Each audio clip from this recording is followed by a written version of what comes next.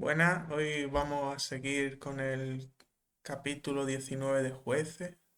En el anterior estuvimos estudiando capítulos 17 y 18 y vamos a seguir con estos tres capítulos a ver si podemos terminarlos. Y bueno, vamos a dar lectura al capítulo 19. En aquellos días, cuando no había rey en Israel, hubo un levita que moraba como forastero en la parte más remota del monte de Efraín, el cual había tomado para sí mujer concubina de Belén de Judá. Y su concubina le fue infiel, y se fue de él a casa de su padre a Belén de Judá, y estuvo allá durante 4 meses. Y se levantó su marido y la siguió, para hablarle amorosamente y hacerla volver.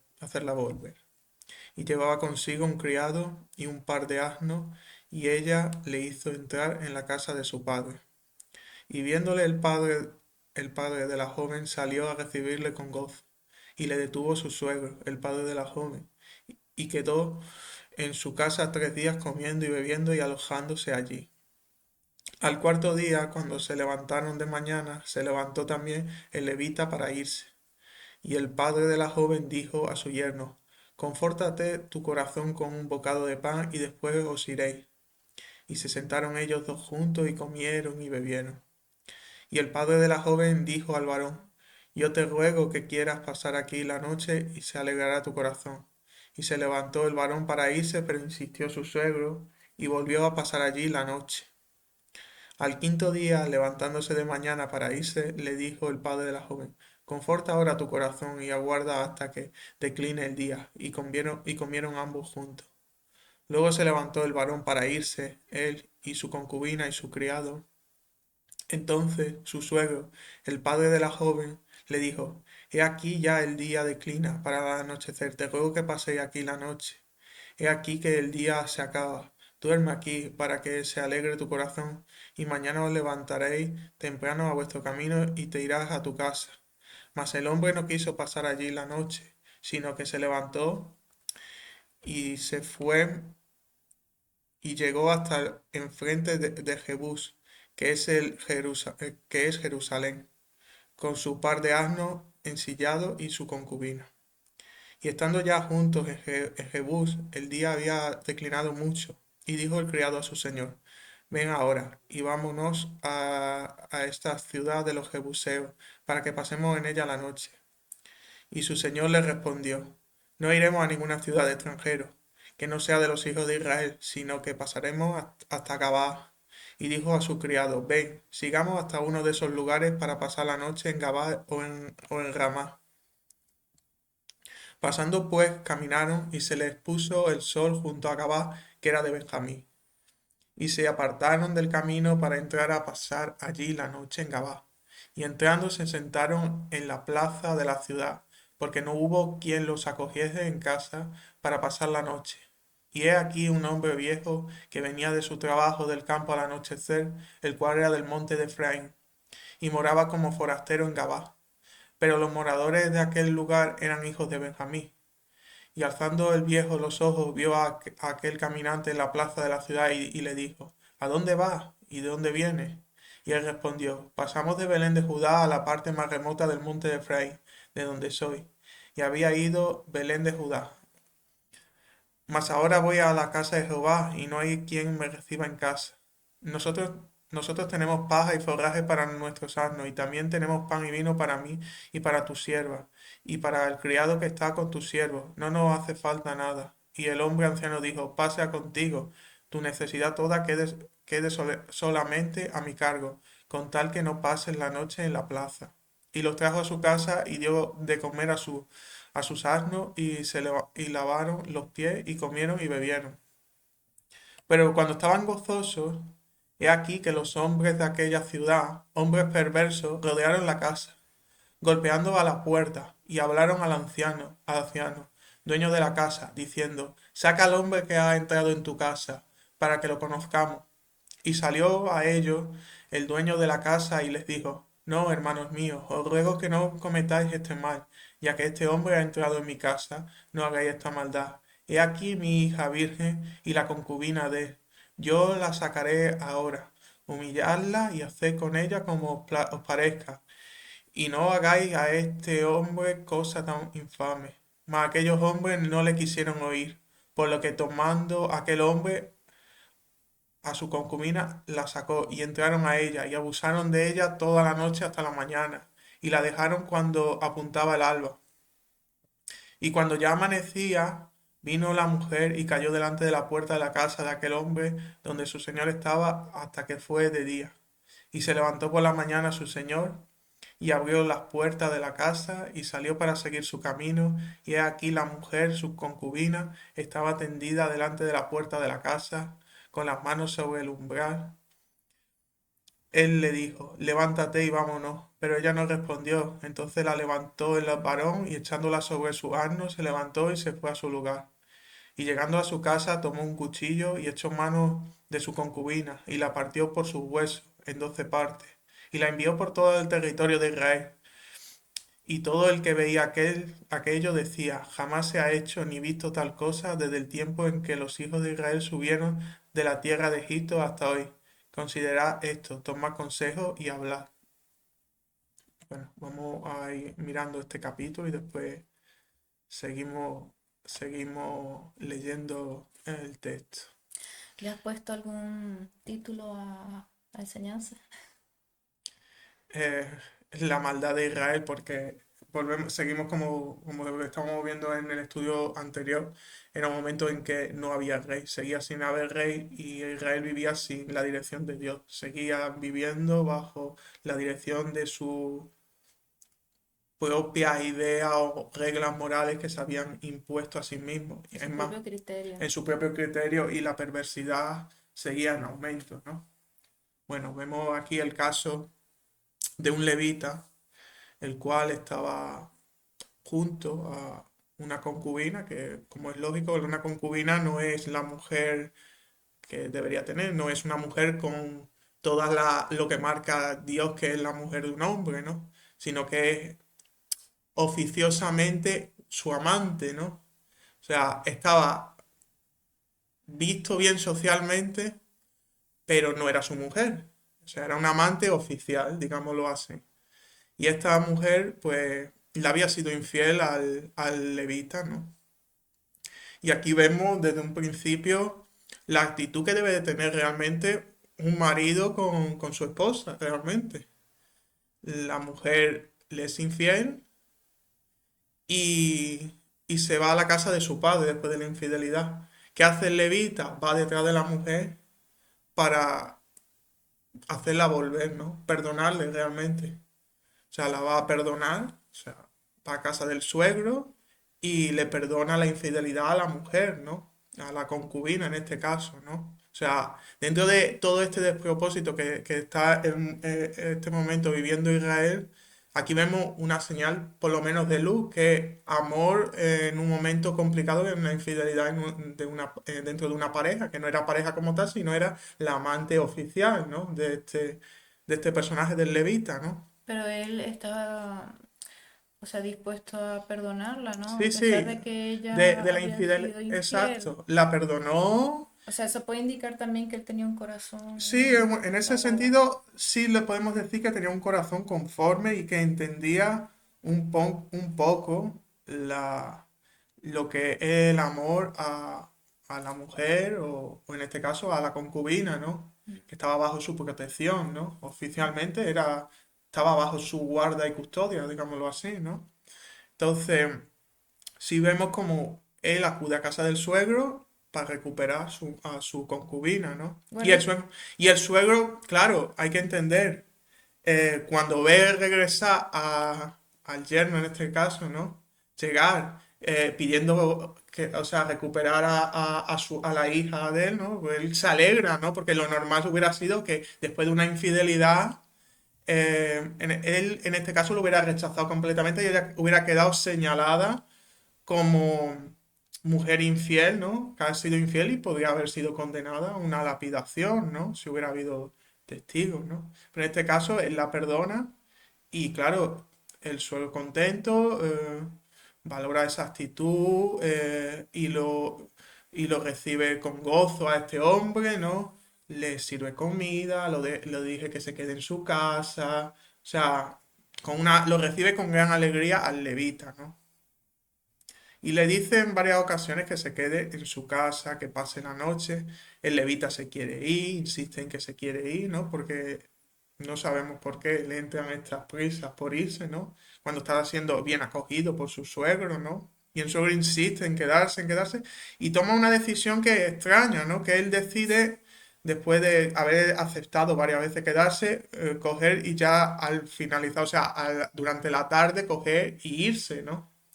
Cuando ya se aproximaba la noche, ¿no? Con lo cual no iba a llegar a su destino, o sea, aun cuando acabase o sea, que se iba a quedar a mitad del camino porque llegaría la noche en mitad o sea, en mitad del viaje, le iba a llegar la noche y iba a tener que reposar seguramente en la calle, o sea, en alguna plaza, en algún lugar que podía estar al acecho de malhechores, de, de gente que no era la adecuada, ¿no? Mm. Em, y entonces lo que ocurre es que a él, se fue a su criado y estando ya junto a Jebú, el día había declinado mucho, ¿no? Como habíamos dicho, y dijo al criado de su señor, ven ahora y vámonos a esta ciudad de los Jebuseos. O sea, el criado le dice para quedarse en una ciudad de que no es de Israel, de los Jebuseos, del reino de los Jebuseos, al cual él dice, pues no. O sea, ¿para qué vamos a ir a una ciudad de extranjeros? Yo soy de Israel, vamos a una ciudad de Israel, ¿no? Mm. Una ciudad de Israel que seguro que los israelitas, o sea, nuestros hermanos de Israel, nos van a tratar bien, que si vamos como ciudadanos extranjeros a otra tierra, ¿no? Y deciden quedarse en la ciudad de Gabá, ¿no? En la ciudad de Gabá, tierra, territorio de Benjamín, de la tribu de Benjamín, ¿no? Eh, Llegaron a Gabá y iban a pasar la noche al raso, o sea, iban a dormir eh, en la calle. O sea, la decisión en principio era dormir en la calle, él, el criado, la concubina y los animales que cargaban iban a dormir en la calle, ¿no? En esto que aparece un hombre que le ofrece al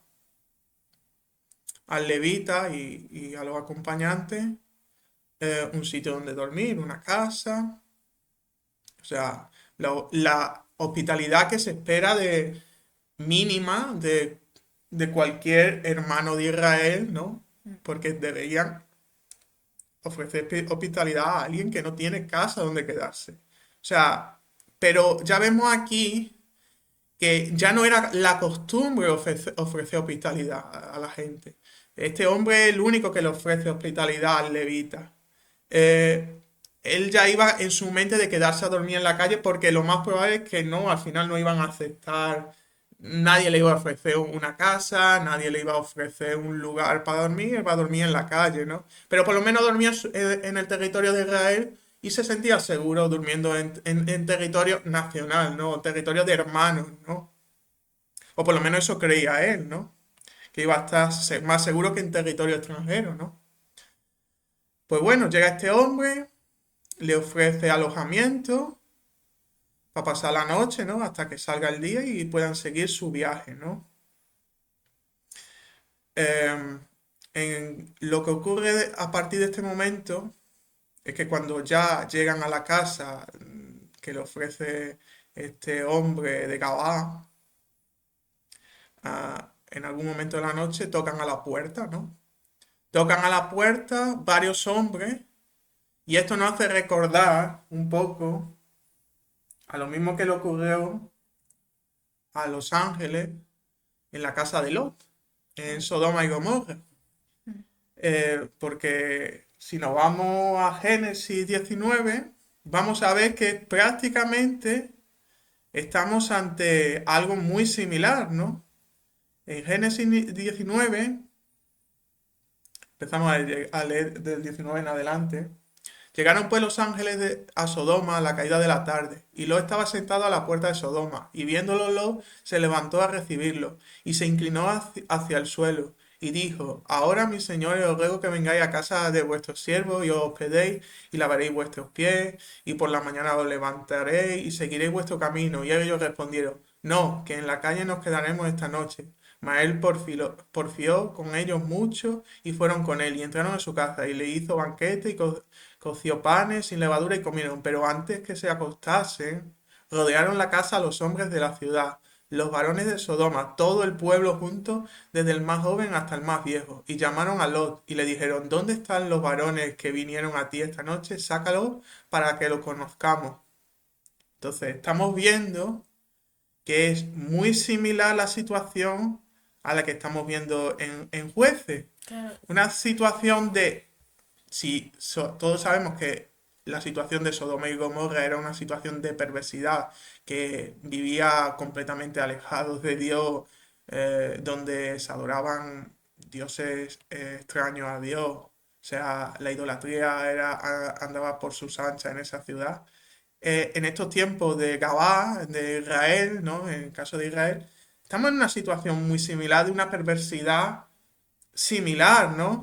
Porque como dice el juez 19:22, pero cuando estaban gozosos, he aquí los hombres de aquella ciudad, hombres perversos, rodearon la casa golpeando la puerta y hablaron al anciano, dueño de la casa, diciendo, saca al hombre que ha entrado en tu casa para que le conozcamos. O sea, son casi las mismas palabras que le dijeron a Lot en Sodoma, ¿no?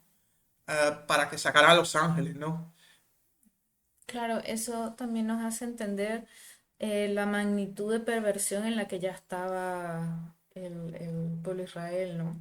O sea, ya estaban completamente depravados Sí, sí. también, ¿no? O sea, a ese nivel habían llegado ya, similares a Sodoma y Gomorra, ¿no? ¿Pero por qué? Porque se habían alejado de Dios. Como Claro, dice el inicio del texto, en esos tiempos en Israel no había rey. Y sabemos que este rey no estamos hablando de una entidad política en Israel simplemente, sino que estamos hablando de que no había rey, no había dirección del rey. Rey como que era Dios del rey. O sea, no había dirección del rey en esta época. Entonces, estamos en un momento de perversidad máxima entre el propio pueblo de Israel con sus hermanos, o sea, entre los propios hermanos de otras tribus, ¿no? O sea, es algo que nos alucinamos, ¿no? Porque tres generaciones anteriores a esto estaban recibiendo las tablas de la ley. Estaba Moisés recibiendo los mandamientos. Estaba el pueblo por el desierto aprendiendo, ¿no? Y en tres generaciones Israel ha caído en esto, al nivel de Sodoma y Gomorra, ¿no? A un nivel de perversidad máximo, ¿no? Entonces, ¿cómo es posible que se degrade tanto una sociedad en tan poco tiempo, ¿no? Aquí tenemos el ejemplo, cómo en tres generaciones totalmente queda destruido todo aquello que Moisés y Josué como segunda generación habían construido en Israel, ¿no? Había quedado completamente destruido y de ese Israel, pueblo de Dios, no quedaba prácticamente nada. O sea, había quedado completamente arrasado. Entonces, vemos incluso que la actitud de este hombre, ¿no? Es similar también a la de Lot, que ofrece a sus hijas, ¿no? En este caso, ellos también eran, estos que estaban buscando, eran también homosexuales porque buscaban al hombre extranjero, que no era extranjero, que era también del pueblo de Israel, ¿no? Este levita, ¿no? Y el que le ofrece el hombre este anciano de Gabá a estos pervertidos, a estos hombres infames, ¿no? Son tanto a su hija como a la concubina de, de Levita. del levita, que al final con quien se quedan, con la concubina, ¿no? Y en esa noche pues cometen violaciones durante toda la noche, la violan, de tal manera que la destrozan a esta mujer y muere. Muere literalmente a la puerta de la cabaña del anciano, ¿no? Que cuando sale el, el esposo, en este caso de la concubina, ¿no? El Levita. El levita, ¿no? Eh, o sea, le dice, o sea, ya él sabía perfectamente cuál era su estado. O sea, que estaba muerto, pero es como decir, levántate y vamos, no, no. O sea, es como... yo creo que estaba en un estado de shock completamente este hombre. Se encontraba en ese momento en un estado de shock y dolor absoluto, ¿no? Y lo que hace es cogerla y, y la echó sobre el asno para apartarse del sitio, ¿no?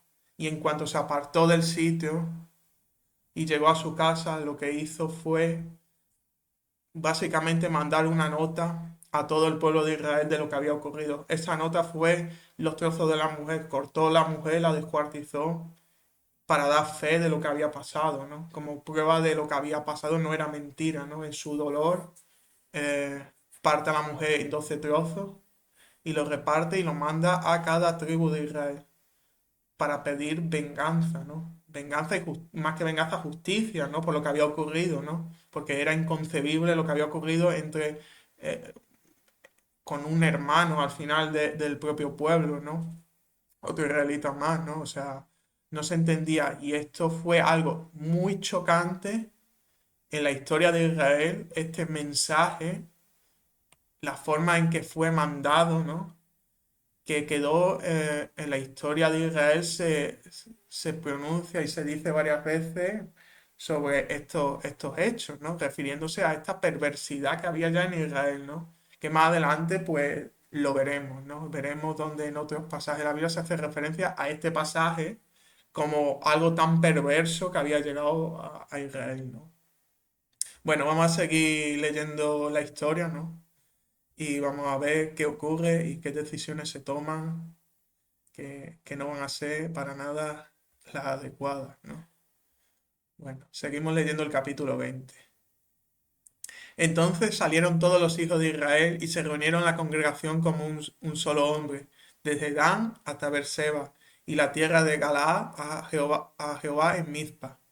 Y los jefes de todo el pueblo, de todas las tribus de Israel, se hallaron presentes en la reunión del pueblo de Dios, 400.000 hombres de a pie que sacaban espada. Y los hijos de Benjamín oyeron que los hijos de Israel habían subido a Mizpa. Y dijeron los hijos de Israel, decid cómo fue esta maldad. Entonces el varón levita, marido de la mujer muerta, respondió y dijo, yo llegué a Gabá de Benjamín con mi concubina para pasar allí la noche. Y levantándose contra mí, los de Gabá rodearon contra mí la casa por la noche, con idea de matarme. Y a mi concubina la humillaron de tal manera que murió. Entonces, tomando yo mi concubina, la corté en pedazos y la envié por todo el territorio de la posesión de Israel, por cuanto han hecho maldad y crimen en Israel. He aquí todos vosotros sois hijos de Israel, dad aquí vuestro parecer y consejo. Entonces todo el pueblo, como un solo hombre, se levantó y dijeron, ninguno de nosotros irá a su tienda, ni volverá ninguno de nosotros a su casa. Mas esto es ahora lo que haremos a Gabá. Contra ella subiremos por sorteo. Tomaremos 10 hombres de cada 100 por todas las tribus de Israel, y 100 de cada 1000, y 1000 de cada 10.000, que lleven víveres para el pueblo, para que yendo a Gabá de Benjamín le hagan conforme a todas las abominaciones que han cometido en Israel. Y se juntaron todos los hombres de Israel contra la ciudad, ligados como un solo hombre. Y las tribus de Israel enviaron varones por toda la tribu de Benjamín, diciendo, ¿qué maldad es esta que ha sido hecha entre vosotros? Entregad pues ahora a aquellos hombres perversos que están en Gabá, para que los matemos y quitemos el mal de Israel. Mas los de Benjamín no quisieron oír la voz de su hermano, los hijos de Israel, sino que los de Benjamín se juntaron de las ciudades en Gabá para salir a pelear contra los hijos de Israel.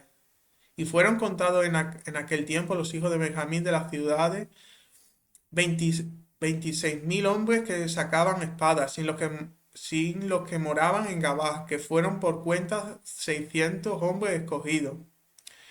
De toda aquella gente había 700 hombres escogidos que eran zurdos, todos los cuales tiraban una piedra con la honda a un cabello y no erraban. Y fueron contando los varones de Israel fuera de Benjamín 400.000 hombres que sacaban espada, todos estos hombres de guerra. Luego se levantaron los hijos de Israel y subieron a la casa de Dios y consultaron a Dios diciendo, ¿quién subirá de nosotros el primero en la guerra contra los hijos de Benjamín? Y Jehová respondió, Judá será el primero. Se levantaron pues los hijos de Israel por la mañana contra Gabá, y salieron los hijos de Israel a combatir contra Benjamín. Y los varones de Israel ordenaron la batalla contra ellos junto a Gabá. Saliendo entonces de Gabá, los hijos de Benjamín derribaron por tierra aquel día 22.000 hombres de los hijos de Israel. Mas reanimándose el pueblo, los varones de Israel volvieron a ordenar la batalla en el mismo lugar donde la habían ordenado el primer día. Porque los hijos de Israel subieron y lloraron delante de Jehová hasta la noche. Y consultaron a Jehová diciendo, ¿volveremos a pelear con los hijos de Benjamín, nuestros hermanos? Y Jehová les respondió, subid contra ellos. Por lo cual se acercaron los hijos de Israel contra los hijos de Benjamín el segundo día.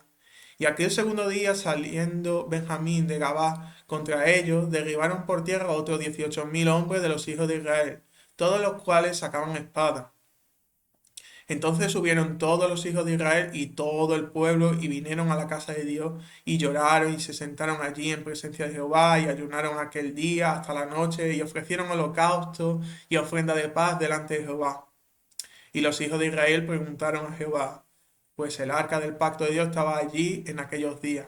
Y Finés, hijo de Eleazar, hijo de Aarón, ministraba delante de ella en aquellos días.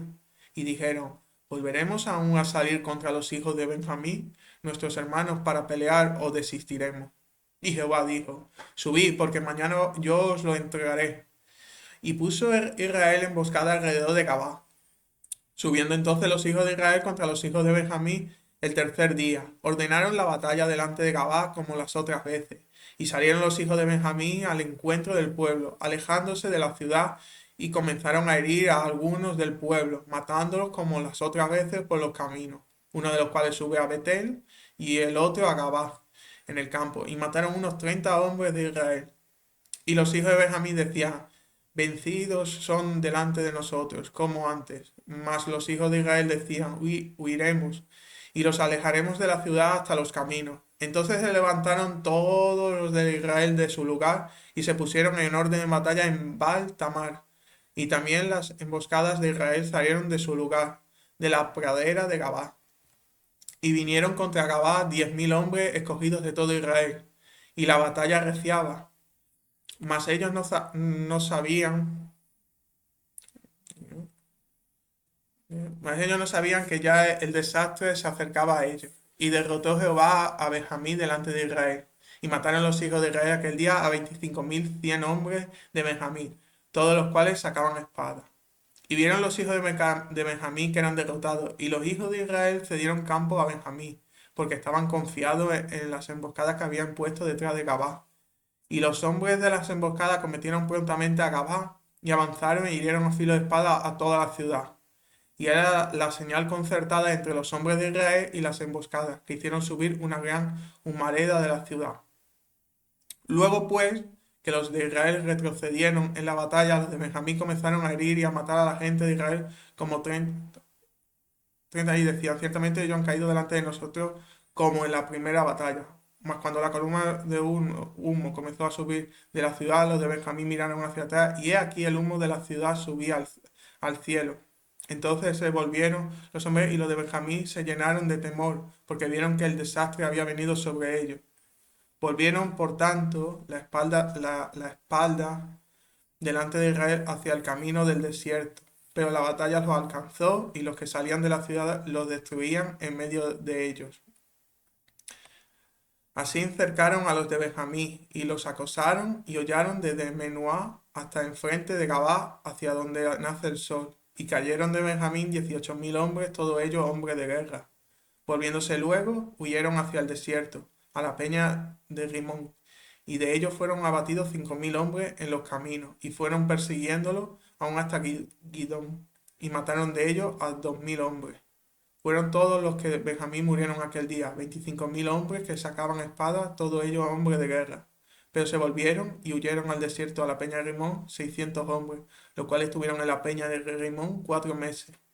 Y los hombres de Israel volvieron sobre los hijos de Benjamín y los hirieron a filo de espada, así a los hombres de cada ciudad como a las bestias y todo lo que fue hallado.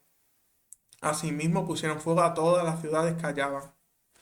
Bueno, pues después del capítulo anterior de la barbaridad que había ocurrido con este levita y su concubina, el levita pide venganza a Israel, ¿no? A las otras tribus de Israel.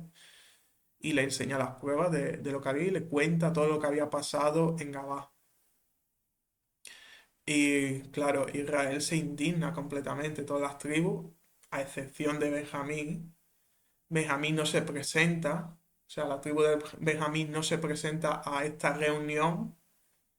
eh, y básicamente al no presentarse, está diciéndole al resto de Israel, nosotros estamos de acuerdo con lo que han hecho nuestra gente, ¿no? O sea, en estos tiempos donde Dios ya no era la prioridad para Israel, el pueblo de Israel se regía simplemente por sus tribus y estaba por delante la tribu antes que Dios. Eh, Aunque habían cometido en la tribu de Benjamín una serie de personas un asesinato tan atroz, pero como los de Benjamín decían, estos son los nuestros, nosotros vamos a proteger a los nuestros, los de nuestra tribu, vosotros no pongáis las narices en nuestros asuntos. Entonces, lo que digo, se estaba dando prioridad a la tribu antes que a la ley de Dios. O sea, Dios se apartaba completamente, la tribu era lo primero en estos momentos. La tribu estaba por delante de todo. ¿Vale? Pues, Israel, el resto de las 11 tribus declaran básicamente la guerra a Benjamín. Y ya que Benjamín no quiere hacer justicia con estos hombres, las tribus deciden que van a buscar la justicia por sus manos, ¿no? Eh, y atacan a Benjamín en una serie de batallas donde en este momento las 11 tribus consultan a Dios, que es lo suyo, o sea, era lo correcto. Va a hacer algo, hay que consultar a Dios. ¿Quién avanza primero? Dios le dice, Judá, avance primero Judá. ¿Qué ocurre en la primera batalla? Israel es derrotado en la primera batalla contra Benjamín y tenemos que pensar, ¿cómo es posible que Israel sea derrotada si están siguiendo el consejo de Jehová? Pero es que tenemos que recordar que en los capítulos anteriores, y bueno, y en este mismo, la situación de Israel es de un abandono de fidelidad a Dios. Habían abandonado su fidelidad a Dios. Y aunque Benjamín había hecho lo incorrecto, ¿qué no habían hecho las otras tribus que Dios estaba realmente, vamos, lo hemos visto, estaban adorando a otros dioses, habían caído en innumerables pecados, no estaban siguiendo la ley para nada, o sea, eh, hacía falta una disciplina y una limpieza en el propio Israel, antes de que Dios entregase a Benjamín. Entonces, una primera batalla, Israel es derrotado. Vuelven a consultarle a Dios, vuelven a atacar y vuelven a perder en la segunda batalla. Ya en la tercera vez vuelven a consultar como tercera vez a Dios y Dios le dice, hoy os lo voy a entregar. Hoy entrego a Benjamín. Y así fue. En esta tercera ocasión, Israel toma la batalla, gana la batalla, pero es aquí donde empiezan a venir los problemas. O sea, ganan la batalla, pero no saben ganar la batalla y toman la justicia por sus manos. Con esto quiero decir cuando ellos toman la decisión de matar y destruir todas las ciudades de Benjamín, matando, claro, en esta decisión a toda mujer, niño y hombre del pueblo de Benjamín. ¿Qué consecuencias trae esto? ¿Qué consecuencias va a traer que tomen la decisión por justicia humana? Que no es Dios que le dice que tiene que destruir toda la ciudad y quemar todo. Ellos simplemente, su cometido era tomar justicia sobre estos hombres perversos, era someter a Benjamín en batalla, y una vez que han sometido a Benjamín en batalla, coger a estos hombres que habían cometido actos deleznables contra Dios y juzgarlos. Pero no tomar el juicio contra toda la tribu de Benjamín, liquidándola a muerte y condenándola a muerte. Porque eso no lo había dicho en ningún momento Dios. Dios había mandado simplemente acá hacer justicia contra la gente que ha hecho el mal, ¿no? Yo os permito esto. Es lo que se entiende, ¿no? Pero ellos tomaron una justicia, se atribuyeron una potestad de justicia superior a aquello que Dios le había concedido. que traería sus consecuencias, ¿no? Tantas son así que básicamente si tú quemas, destruyes y matas a hombres, mujeres y niños, ¿quién queda de la tribu de Benjamín? Nadie. Nadie. Exacto. Quedaron 600 hombres escondidos en una peña. O sea, en una montaña quedaron 600 hombres. Todos los demás fueron asesinados por las otras 11 tribus de Israel. El daño era un daño casi irreparable. Se tomaron decisiones por no consultar a Dios. Decisiones erróneas completamente. Dios le dio una autoridad para ir a buscar a los criminales. Ya que Benjamín no los quiere entregar, irlo a buscar. Frente a batalla, ganar la batalla, os voy a dar la batalla a vosotros, pero no que matéis a todos, que los persigáis hasta el último hombre, hasta el último y quemar a las ciudades, como si fueran ciudades extranjeras. Claro. Eran una tribu hermana y la estaban destrozando. Entonces, esto iba a traer más consecuencias, más problemas para Israel, como vamos a seguir viendo en el siguiente capítulo, en el capítulo 21. Los varones de Israel habían jurado en Mizpa, diciendo, ninguno de nosotros dará su hija a los de Benjamín por mujer. Y vino el pueblo a la casa de Dios y se estuvieron allí hasta la noche, en presencia de Dios. Y alzando su voz, hicieron gran llanto y dijeron, oh Jehová Dios de Israel, ¿por qué ha sucedido esto en Israel, que falte hoy de Israel una tribu? Y al día siguiente el pueblo se levantó de mañana y edificaron allí altar y ofrecieron holocaustos y ofrendas de paz. Y dijeron los hijos de Israel, ¿quién de todas las tribus de Israel no subió a la reunión delante de Jehová? Porque se había hecho gran juramento contra el que no subiese a Jehová en Mizpa, diciendo, sufrirá la muerte. Y los hijos de Israel se arrepintieron a causa de Benjamín su hermano y dijeron, cortad es hoy de Israel una tribu. ¿Qué haremos en cuanto a mujeres para los que han quedado? Nosotros hemos jurado por Jehová que no les daremos nuestras hijas por mujeres. Y dijeron, ¿hay alguno de las tribus de Israel que no haya subido a Jehová en Mizpa? Y hallaron que ninguno de Jabes Galad había venido al campamento a la reunión. Porque fue contado el pueblo, y no hubo allí varón de los moradores de Jabes Galad. Entonces la congregación envió allá a 12.000 hombres de los más valientes, y les mandaron diciendo, id y herid a filo de espada a los moradores de Jabes Galad, con las mujeres y niños. Pero haréis de esta manera, mataréis a todo varón y a toda mujer que haya conocido ayuntamiento, que haya conocido ayuntamiento de varón. Y hallaron de los moradores de Jabe Galá 400 doncellas que no habían conocido ayuntamiento de varón, y las trajeron al campamento en Silo, que está en la tierra de Canaán. Toda la congregación envió luego a hablar a los hijos de Benjamín que estaban en la peña de Rimón, y los llamaron en paz.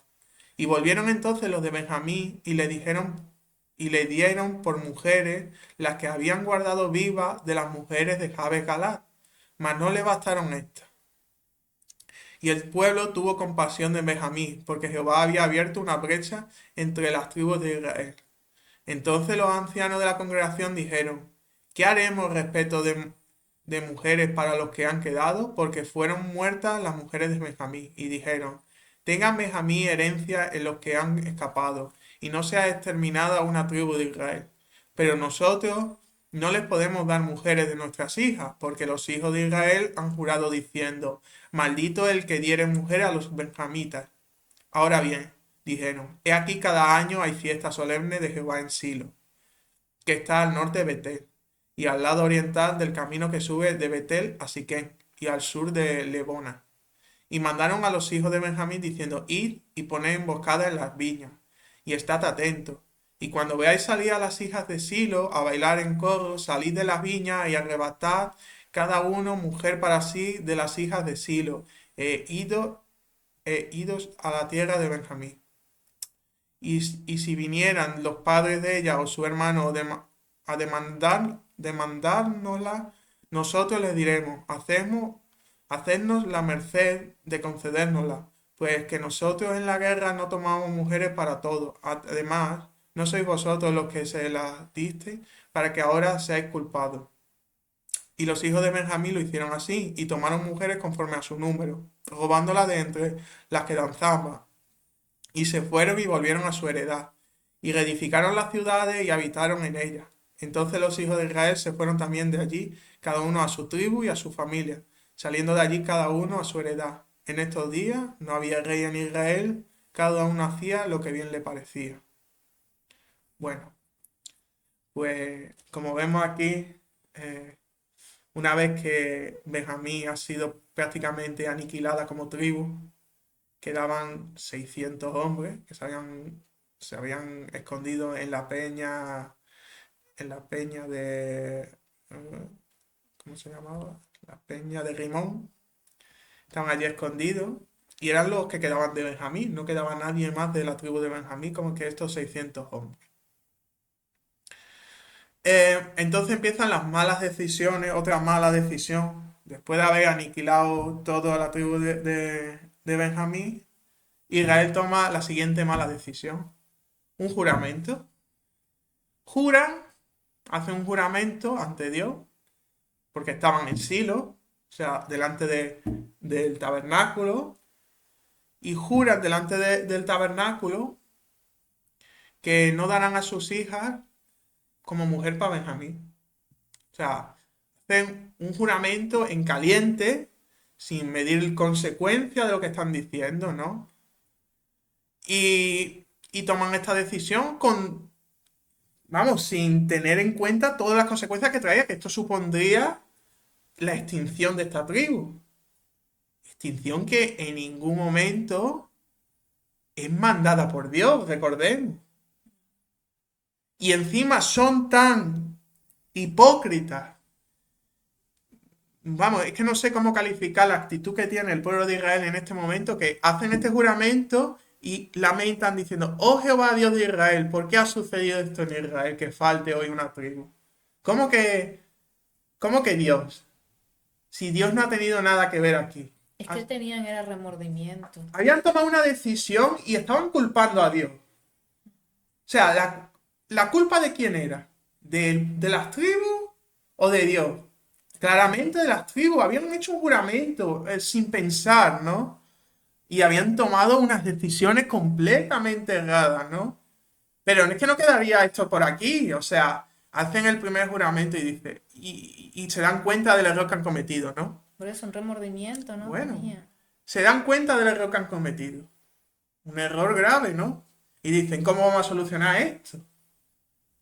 Otro juramento, vamos a solucionar esto con otro juramento, ¿no? Dicen, claro, estos hombres necesitan mujeres, ¿no? ¿Cómo hacemos? ¿Qué tribu no ha subido o qué ciudad no ha venido y se ha presentado aquí en esta reunión delante de Jehová? Porque si, como dice, porque se había hecho un gran juramento contra el que no subiese a Jehová en Milca, sufrirá muerte, ¿no? O sea, habían hecho un juramento de muerte a quien no subiese. Entonces, fueron a mirar y dijeron, los de Jabecalá no han venido los de esta ciudad.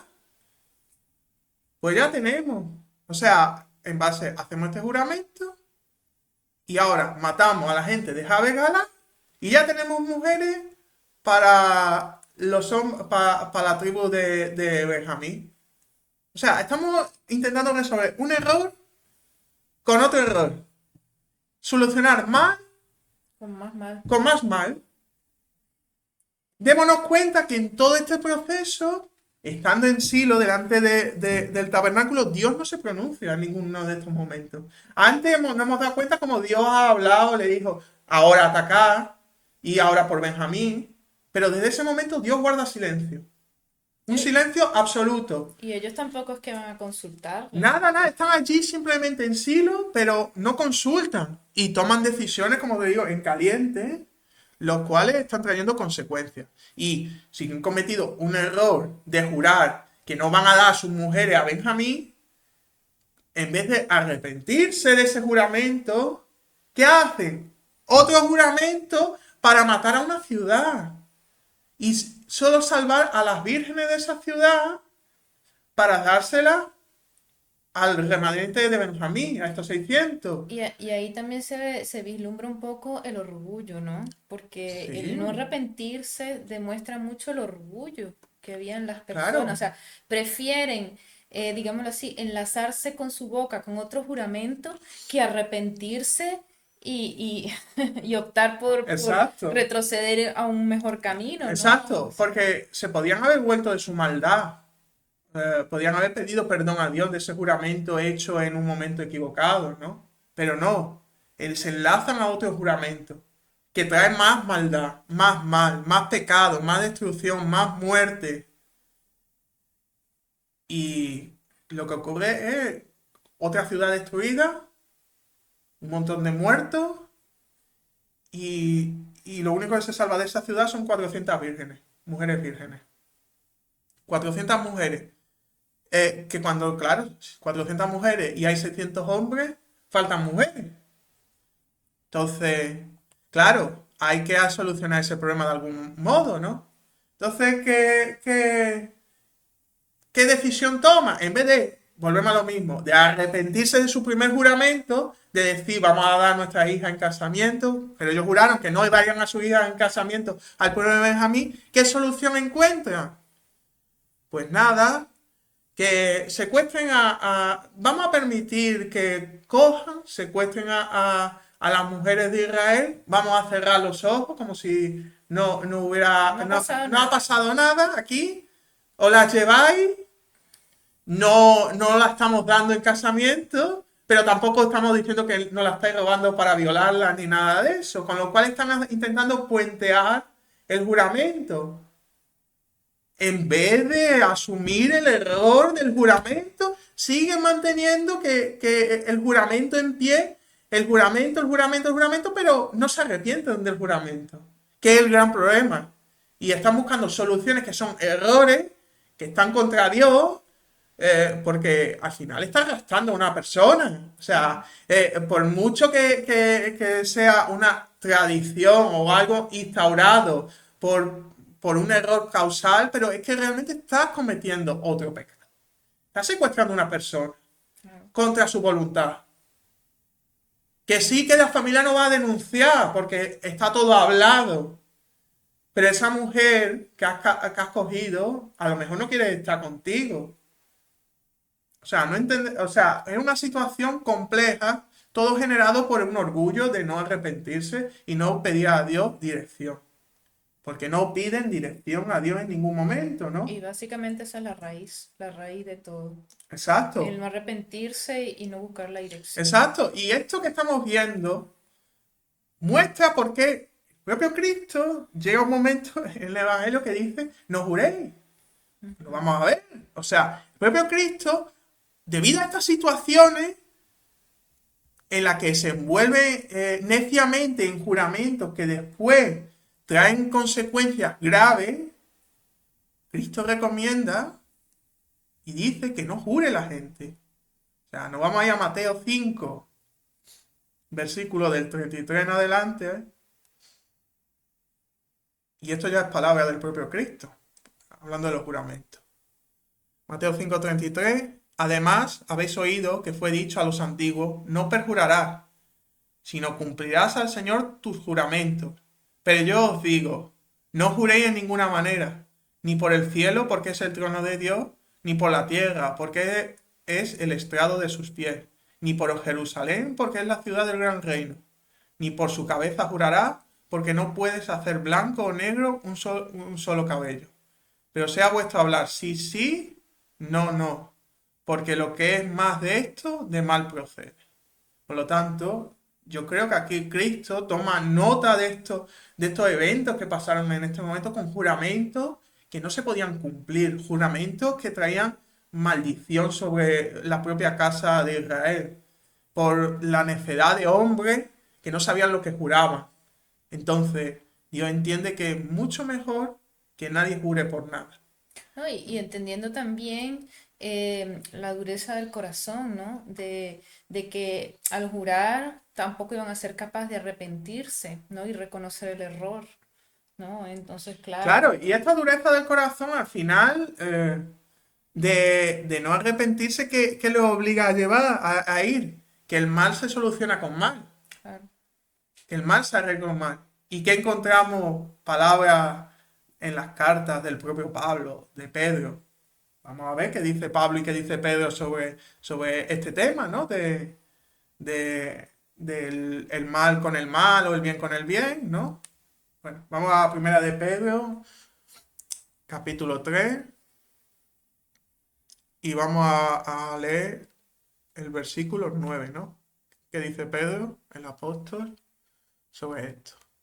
No devolviendo mal por mal, ni maldición por maldición, sino por el contrario, bendición, sabiendo que fuisteis llamados para que heredaseis bendición. Porque el que quiere amar la vida y ver días buenos, refrene su lengua de mal y sus labios no hablen engaño. Apártese del mal y haga el bien. Busque la paz y sígala, porque los ojos del Señor están sobre los justos y sus oídos atentos a sus oraciones. Pero el rostro del Señor está contra aquellos que hacen el mal. Y estos hombres estaban haciendo el mal y intentaban solucionar el mal con mal. claro. Mal con mal, lo cual no es algo que Dios diga que es correcto. Al revés, dice que es completamente incorrecto. El mal hay que devolverlo con bien. Se lucha con el bien, no el mal con el mal trae maldición, trae destrucción. Y esto mismo lo vamos a encontrar también en el propio Pablo, en la carta de Romanos, en el capítulo 12 y en el versículo 17, vamos a encontrar lo mismo. No paguéis a nadie mal por mal, procurad lo bueno delante de todos los hombres. Si es posible, en cuanto dependa de vosotros, estad en paz con todos los hombres. No os venguéis vosotros mismos, amados míos, sino dejad lugar a la ira de Dios, porque escrito está, mía es la venganza, yo pagaré, dice el Señor.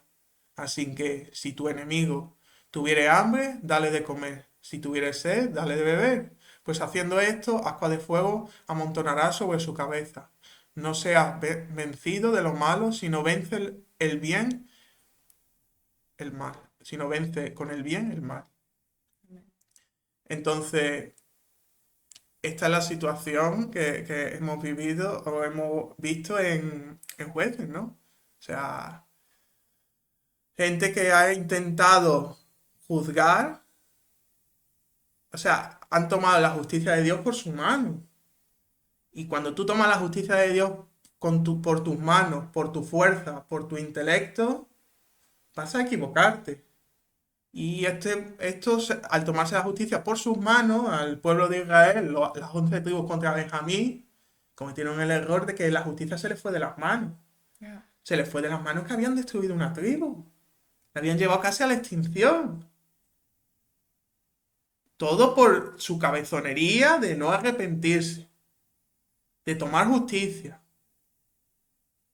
O sea, los errores los han llevado, o sea, el no arrepentimiento les llevó a una situación crítica, ¿no? Crítica con Dios, crítica para el pueblo de Israel al destruir una tribu. O sea, fue algo muy fuerte en aquella época. Y todo esto fue recordado en pasajes en el Antiguo Testamento. Vamos a encontrar en el libro de Oseas cómo este pasaje el asesinato de Gabán, ¿no? Y los eventos ocurridos allí fueron reflejados en este libro profético. Porque es que esto todo que ocurrió en el tiempo de jueces, al final es una representación misma de lo que ocurre cuando nos alejamos de Dios en nuestros tiempos. Y cuando nos alejamos de Dios, la moral no es la de Dios que domina en el mundo, sino es la moral del hombre. Y la moral del hombre no es conforme a Dios, es conforme a la voluntad del hombre y es mala, Perversa. porque es perversa, porque el corazón del hombre es perverso. Entonces, esto lo vamos a ver en el propio profeta, en Oseas, cómo hace referencia a lo que estaba a otro tiempo de Israel, pero otro tiempo en lo que se estaba viviendo algo similar que ya hemos visto en Jueces. Veremos cómo es la similitud, ¿no? Vamos a leer el principio del capítulo 9 de Osea y también vamos a leer el capítulo 10. No te alegres, oh Israel, hasta saltar de gozo como los pueblos, pues has fornicado apartándote de tu Dios. Amaste salario de ramera en todas las eras de trigo. La era y el lagar no los mantendrán, y les fallará el mosto. No quedarán en la tierra de Jehová, sino que volverá a Efraín y a Egipto y a Siria, donde comerán vianda inmunda. No harán libación a Jehová, ni sus sacrificios les serán gratos. Como pan de enlutados les serán a ellos. Todos los que coman de él serán inmundos. Será pues el pan de ellos para sí mismo. Ese pan no entrará en la casa de Jehová. ¿Qué haréis en el día de la solemnidad y en el día de la fiesta de Jehová? Porque aquí se fueron ellos a causa de la destrucción. Egipto los recogerá, Memphis los enterrará, la ortiga conquistará lo deseable de su plata y espino crecerá en sus moradas. Vinieron los días del castigo, vinieron los días de la retribución, e Israel lo conocerá. Necio es el que profeta, es el profeta, insensato es el varón de espíritu, a causa de la multitud de su maldad y grande odio. Atalaya es Efraín para con Dios, y el profeta es lazo de cazador en todos sus caminos. Odio en la casa de su Dios. Llegaron hasta lo más bajo en su corrupción, como en los días de Gabá. Ahora se acordará de su iniquidad, castigará su pecado. Aquí tenemos una descripción clarísima de la situación que hemos leído en Jueces, pero llevado al futuro que ya fue en la época justo antes de que Israel fuese entregado al pueblo asirio, de los asirios. ¿Cómo hablamos cuáles eran los problemas que tiene Israel? Nos lo describen ya en el versículo 1, ¿no? Fornicando, apartándose de tu Dios, amaste salario de ramera en todas las eras de trigo, ¿no? O sea, el pueblo de Israel se apartó de Dios, se apartó a otros dioses extraños, a la idolatría, ¿no? ¿Y qué más ocurrió cuando ocurrió esto? No era una idolatría cualquiera, era una idolatría a sí mismo, ¿no? A lo que ellos eran capaces de hacer. Por eso dice, la era y el lagar no los mantendrá y les fallará el mosto. O sea, aquello que producen, si no está respaldado por Dios, faltará. O sea, no lo pueden mantener aquello que ellos creen que tienen, porque creen que es suyo lo que tienen, pero no es suyo, es de Dios. Entonces, eso va a traer también problemas, ¿no? Al final, si tú te apartas de Dios y crees que lo que tú tienes es seguro, no es seguro, porque todo le pertenece a Dios. Y si Dios decide quitártelo, te lo va a quitar. Y más cuando tú encima estás traicionando a Dios, lo estás traicionando. Y como vemos todo esto, llegará un momento en que Dios puede perdonar mucho. Perdonará, perdonará, perdonará. Pero hay un día, como dice el Señor en el versículo, ¿qué haréis en el día de la solemnidad y en el día de la fiesta de Jehová? ¿Qué harán entonces cuando Dios diga, ya no podéis entregar sacrificios? ¿Ya no podéis hacer fiesta a mí? Cuando los aparte, cuando sean apartados completamente, cuando Dios los aparte de él. Porque dice Jehová en el versículo, no harán libaciones a Jehová, ni sus sacrificios les serán gratos, como pan de enlutados les serán a ellos, ¿no? O sea, Dios no va a aceptar ya sus sacrificios, su pedida, Dios perdóname este pecado, Dios perdóname. No, llegará un punto en que Dios diga, ya no, ya habéis pasado el límite del perdón. Ahora es el momento de la justicia. Y este es el momento en que está hablando Dios, ¿no? El momento en que Dios llega al límite.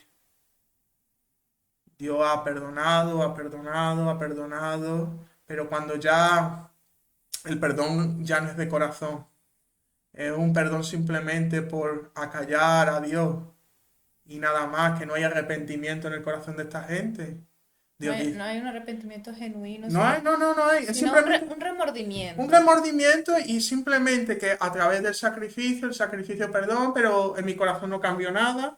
Y Dios dice, hasta aquí hemos llegado. O sea, no voy a aceptar más esta actitud. Y tu ofrenda delante de mí ya no vale nada. ¿Y a qué los compara Dios? A esta gente de esta generación. Llegaron hasta los más bajos en su corrupción, como en los días de Gabá. Los días de Gabá, que eran los días estos de jueces que hemos visto. Claro.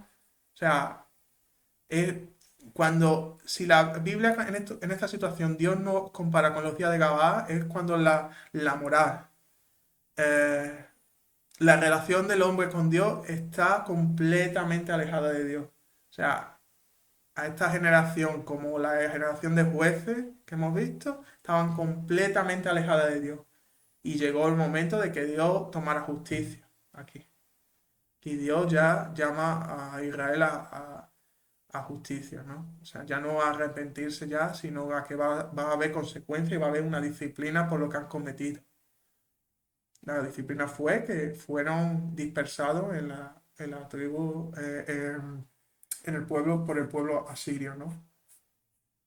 Y esto mismo lo encontramos en Oseas, en el 10, va a hablar de más pecado de Israel y, y reforzar lo mismo que hemos visto, ¿no?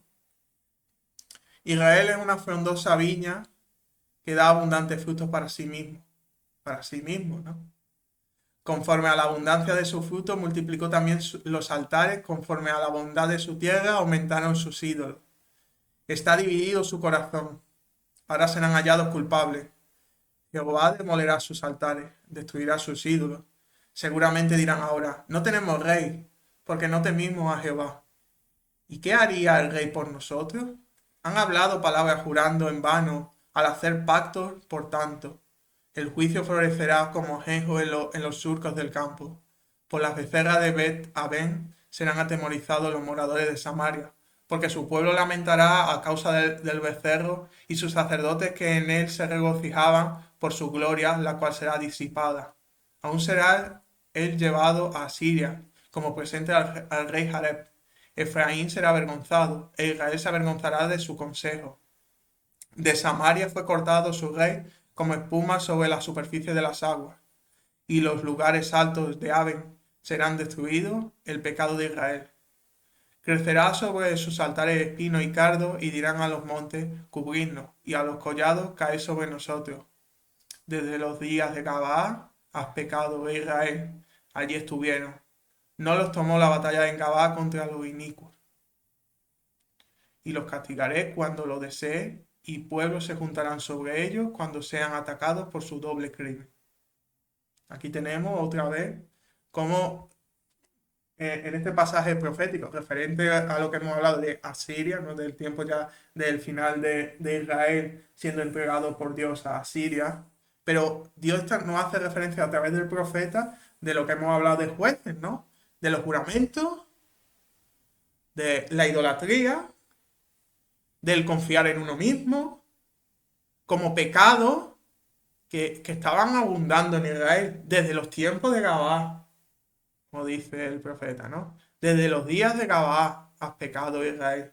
Los pecados que son abundantes frutos para sí mismos, ¿no? O sea, solo pensaban en ellos, no pensaban en Dios. Servían a ídolos, ¿no? Su corazón estaba dividido. Hoy sirvo a Dios, mañana sirvo a un Baal, al otro día a Astarot, dependiendo de lo que me interese. Tenían un corazón dividido, un corazón el cual fornicaba con diferentes dioses al final, ¿no? Era adúltero a Jehová, un corazón adúltero. Y, y qué hacían también, juraban, ¿no? Eh, porque también y no había rey, han hablado palabras jurando en vano al hacer pacto. Han hablado palabras jurando en vano al hacer pacto.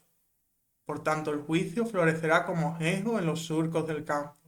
Los juramentos y los pactos hechos sin sentido, sin cabeza, en caliente, que hemos visto, en Gabá, por el tema de Gabá.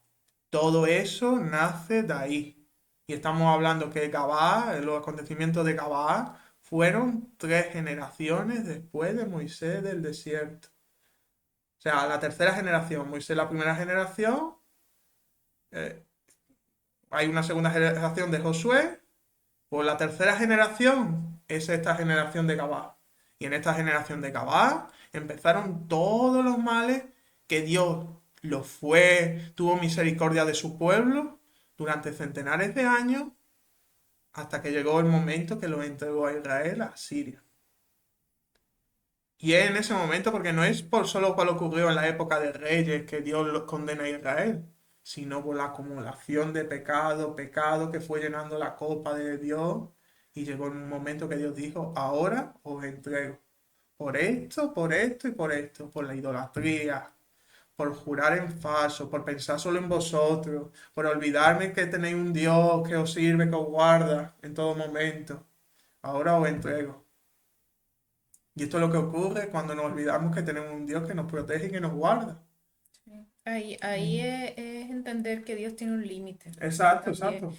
Y también podemos ver en todo esto como lo fácil que le es al ser humano olvidar, ¿no?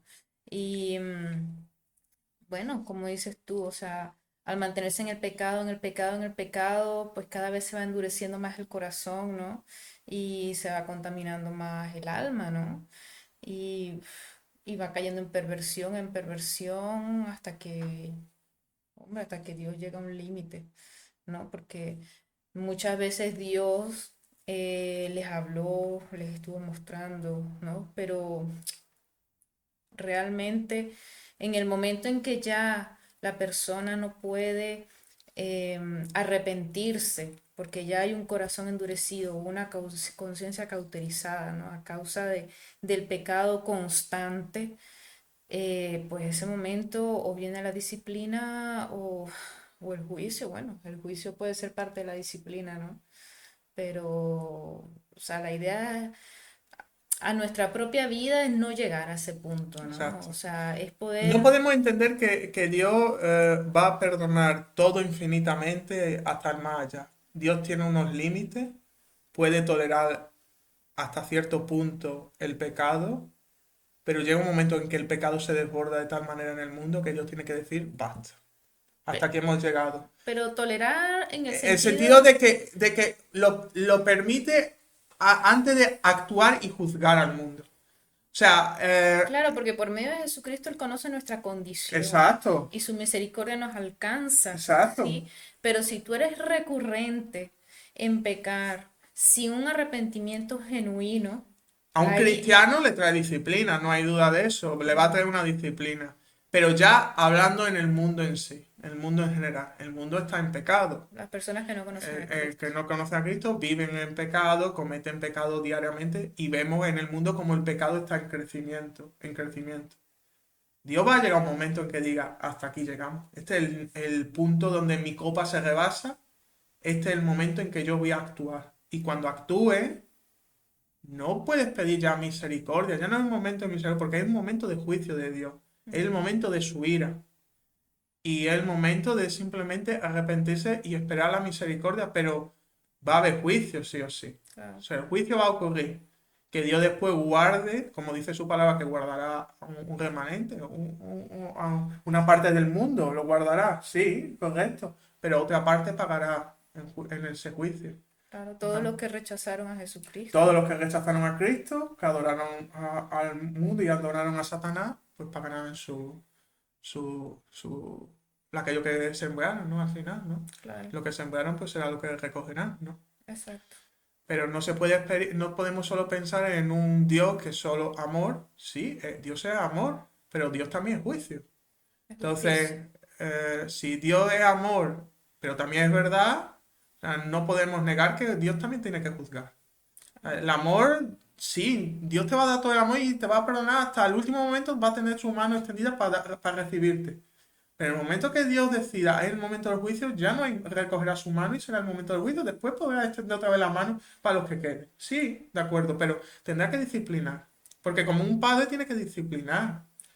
sea, Y es que todo depende también de la motivación del corazón, ¿no? Porque puedes cometer un pecado y Dios te perdona si tú te arrepientes, ¿no? exacto. Porque somos seres humanos y podemos errar muchas veces, pero si de corazón te arrepientes a Dios y te vuelves a Él, o sea que abandonas ese pecado y cambias la dirección de tu vida en búsqueda de Dios, ahí va a estar el perdón, el amor de Dios. Pero si tú pecas o cometes estas cosas que Dios aborrece, sí, todo lo que es contrario a su palabra, y ya tu actitud es, bueno, ¿qué importa? Ah, yo puedo seguir pecando porque si Dios es amor, ¿qué más da que yo siga pecando? Cuando me apetezca voy a arrepentirme, ¿no? Es que no es cuando a ti te apetezca arrepentirte, es cuando Dios te dé la oportunidad de arrepentirte. Entonces ahí es cuando viene el juicio en la vida de una persona, ¿no? O sea, entonces, pues es eso, es estar siempre dispuestos a arrepentirse. Eso forma parte Sí, también de no ser intentar humildes, ¿no? o sea, intentar pasarnos de listo, ¿no? Creéis que podemos engañar a Dios. A Dios no se puede engañar, Él conoce nuestros corazones perfectamente. Entonces, como ya querían hacer el pueblo de Israel, ¿no? Que ellos llegaban con su sacrificio y ya como hemos entregado el sacrificio, ya estamos perdonados por Dios. Pero Dios no buscaba que ellos entregaran simplemente el animalito para ser sacrificado y ya está, ¿no? Dios quería que esa gente en su corazón hiciera un cambio en su vida. Y ellos no hacían ese cambio en su vida. Llegó un momento en que ellos sacrificaban y con eso ya creían que ya habían cumplido delante de Dios. Y Dios dice, llega un momento, como hemos visto en Oseas, ¿no? Que Él dice, yo ya no acepto vuestros sacrificios. O sea, para mí ya no son gratos vuestros sacrificios. Claro. Entonces, yo ya no lo acepto. Llega un momento que Dios no va a aceptar ese tipo de disculpas. O sea, si no existe realmente un cambio en el corazón, Dios no lo va a aceptar para nada. O sea, es el momento en que Dios ya Un cambio toma, de actitud, un cambio de vida, claro, un ¿sí? cambio en el corazón del hombre. Porque tú puedes decir en tu pensamiento, bueno, sí, no lo voy a volver a hacer, pero Una después, vez más no pasa nada. sí, después sigues actuando igual. Pero cuando realmente hay un arrepentimiento, porque lo otro sería el remordimiento, ¿no? Cuando realmente hay em, o sea, un arrepentimiento es cuando tú decides cambiar tu vida, ¿no? Le das un giro a tu vida y tú dices, ya no voy a ir por este camino, yo voy a seguir a Dios y voy a obedecer lo que Dios dice en su palabra. Entonces, ese debe ser el proceder de todos nosotros, ¿no? Entendiendo que sí, que somos imperfectos, que vamos a cometer errores, pero no que vamos a fallar intencionadamente, ¿sí? Sí, y si caemos en algún error, pues de verdad de corazón arrepentirnos y alejarnos de aquello que nos haga caer en el pecado, en el error, ¿no? Buscar siempre la dirección de Dios a través de su palabra. Y tenemos que darnos cuenta que estos capítulos que hemos leído de jueces, tanto los dos anteriores, el 17 y el 18, como los que hemos leído hoy, el 19, el 20 y el 21, tienen una relación enorme con la vida y el mundo de hoy en día, ¿no? O sea, un mundo donde la gente vive en su mayoría apartada de Dios, alejada de Dios, tomando decisiones por convicciones personales, moral propia, alejada completamente de la directriz de Dios y de la directiva de Dios y de la palabra misma, ¿no? O sea, es un mundo muy similar, una comparativa, ¿no? Y debemos tomar atención, ¿no? Porque si Dios a su pueblo le hizo esto, ¿qué no hará con, con lo que no somos, o sea, no es el pueblo de Israel, sino somos el injerto en su árbol, ¿no? Claro, ¿Qué hará, no? mm, Porque eso lo dice la palabra. claro, O sea, nos recuerda de que nosotros somos injertos, no somos la rama original. Y si a la rama original le hizo lo que le hizo, ¿qué le hará en las mismas circunstancias a lo que no es la rama original, sino la injertada? O sea, es una pregunta que se debería hacer la gente, ¿no? claro. O sea, y creo que queda para la reflexión, ¿no? Y bueno, creo que podemos dar por concluido ya el estudio de hoy y muchas gracias por todo. Y perdón por alargarse.